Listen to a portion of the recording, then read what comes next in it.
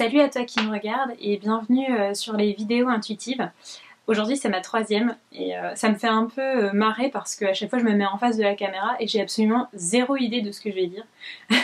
Donc je me dis bon, donc merci de me regarder, merci d'être là. Aujourd'hui j'ai envie quand même d'aborder un sujet, je pense. Ouais, j'ai envie d'aborder un sujet qui est les disputes, qui sont les disputes en couple ou entre amis, entre membres de famille, etc. Euh, bon, pourquoi j'ai envie d'en parler, c'est parce que tout simplement j'ai eu une dispute ce matin avec mon mari et ça m'a quand même fait pas mal réfléchir, encore une fois.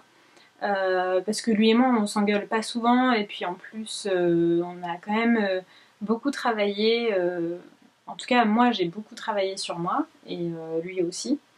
Et du coup, si vous vous êtes déjà engueulé avec quelqu'un de proche, et j'imagine que c'est le cas parce que sinon vous êtes un héros, un champion, ou alors vous gardez tout pour vous, et dans ces cas-là c'est pas forcément mieux. Mais ouais, j'avais envie d'aborder ce sujet parce qu'en fait ça fait chier quand on s'engueule avec quelqu'un qu'on aime plus que tout au monde. Et, et croyez-moi qu'après ce week-end où j'ai été à l'enterrement de ma grand-mère, la dernière chose que j'avais envie c'était de me prendre la tête avec l'homme que j'aime le plus au monde.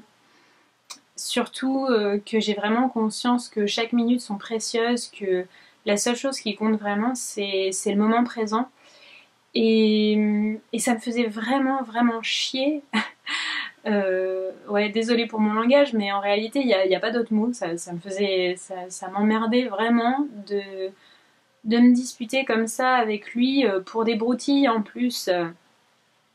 Et en plus de ça, j'ai lu il y a quelques mois, enfin même c'était, non, il y a 2 ans, un bouquin qui s'appelle Les mots sont des fenêtres ou bien ce sont des portes.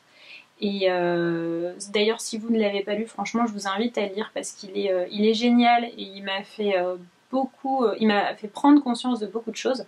En fait, ça parle de communication non violente et j'essaye vraiment au quotidien d'appliquer cette communication non violente parce elle est vraiment précieuse et elle aide non seulement à sortir des conflits inutiles, mais aussi à ne pas créer de conflits et donc on fait attention à la manière dont on parle. Mais pour autant, en fait, le couple a cette chose un peu mystique, un peu incroyable de révéler en soi, de révéler chacune de nos faiblesses.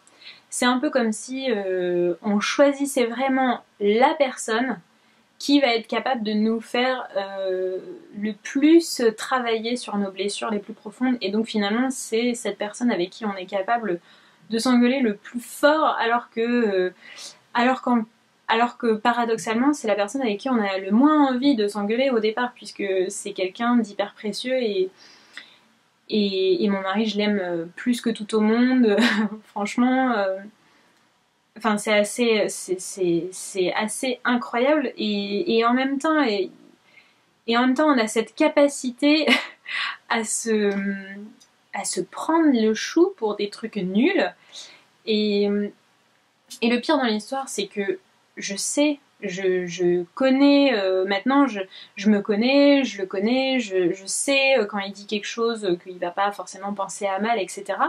Et pour autant, il suffit qu'il me dise un petit truc et ça va raviver chez moi une blessure hyper profonde où je vais me sentir tout de suite agressée, rejetée, abandonnée en fait. Parce que moi personnellement j'ai vraiment cette grosse blessure d'abandon et il suffit qu'en fait il aille titiller cette blessure et pour moi ça va être hyper violent et forcément lui et moi on n'a pas les mêmes choses, on ne doit pas travailler sur les mêmes choses et donc chez lui ça va raviver autre chose finalement. Et, euh, et en fait ouais j'avais envie d'aborder ça parce que c'est vrai que on a notre fierté.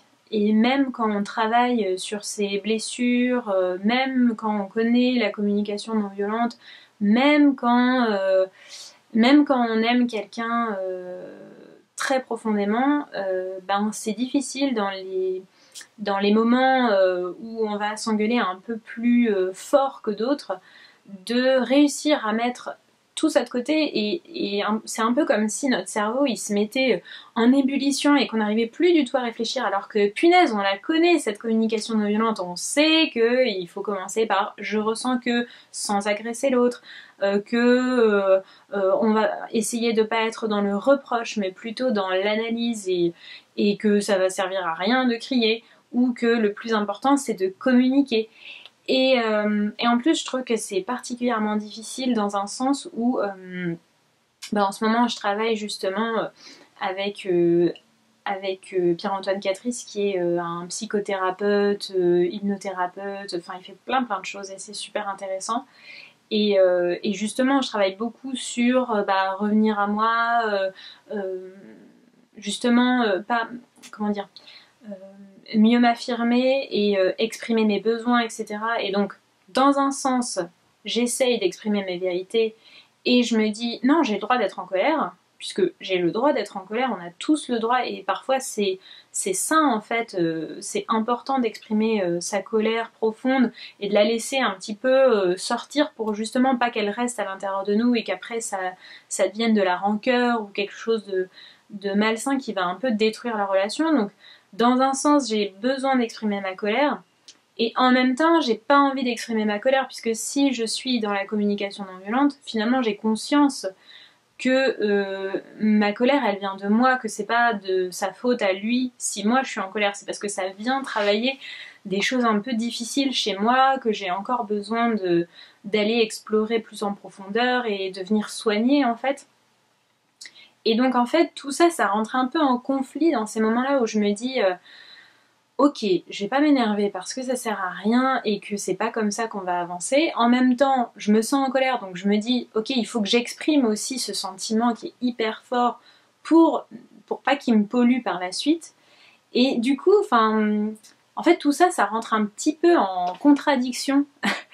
Et donc en fait aujourd'hui j'en suis un peu où j'essaie de trouver le juste milieu entre exprimer mes besoins mais en même temps prendre conscience que tout est de ma responsabilité et en même temps j'ai aussi mes vieilles habitudes qui vont être de ne pas parler, de faire la gueule et puis c'est à peu près tout, et puis d'être à fond dans le reproche en disant mais avant tu faisais ça et puis maintenant tu fais pas ça et puis enfin bon, j'imagine que tu vois exactement de quoi je parle si tu m'écoutes à la caméra.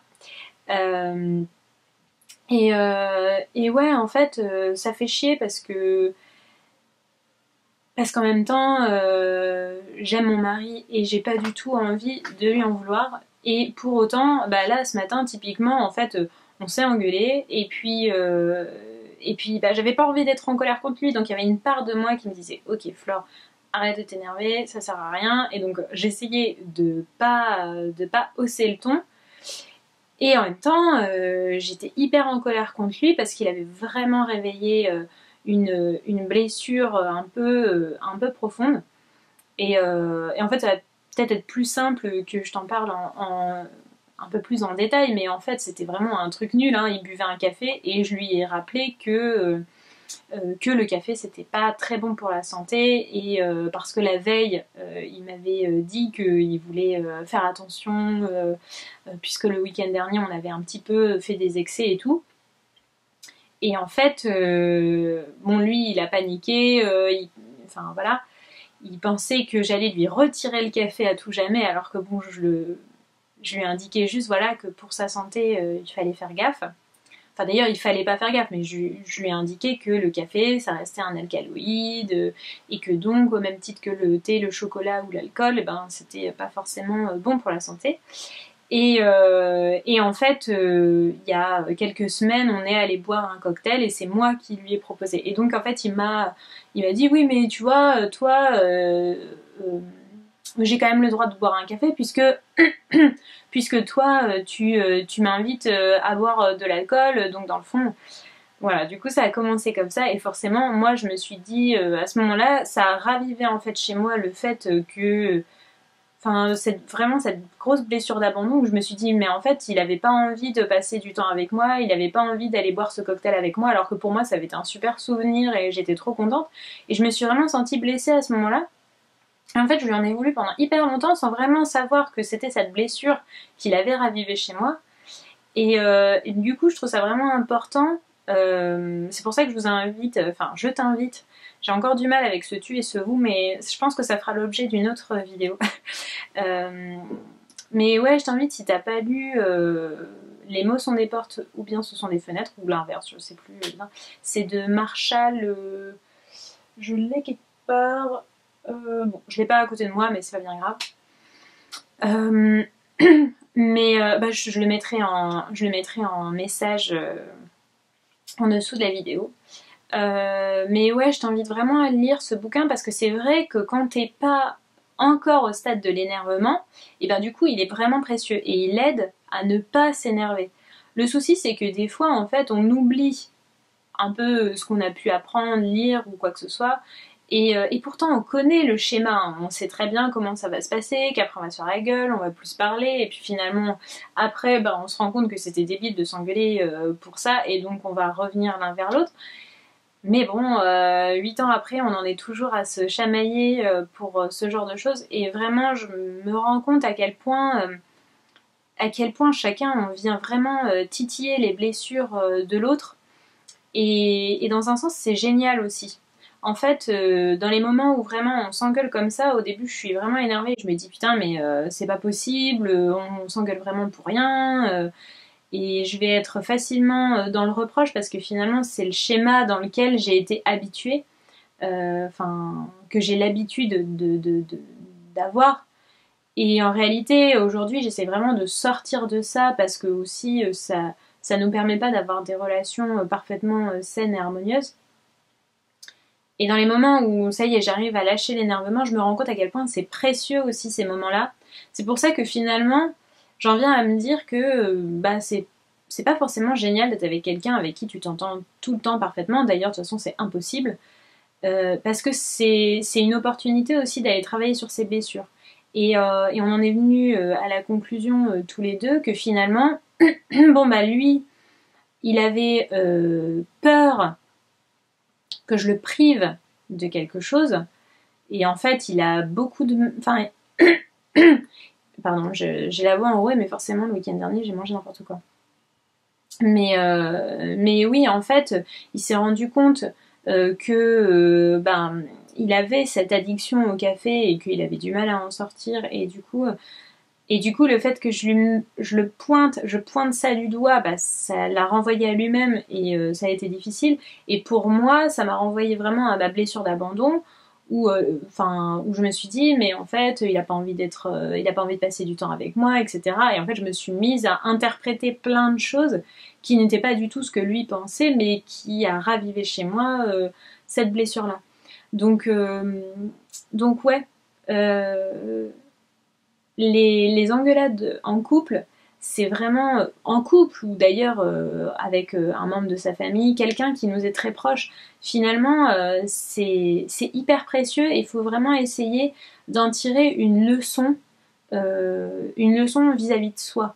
Parce qu'on est vraiment 100% responsable en fait de tout ce qu'on ressent.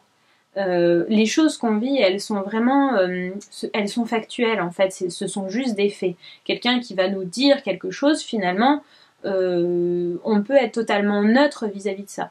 Et quand ça réveille un sentiment, une émotion profonde, en fait, finalement, c'est une émotion vive, négative. Enfin, d'ailleurs, rien n'est vraiment négatif, mais si elle va réveiller en nous une colère ou une peur ou de la tristesse, c'est qu'il y a quelque chose chez nous qui s'est ravivé et sur lequel on doit travailler ou on peut travailler en tout cas.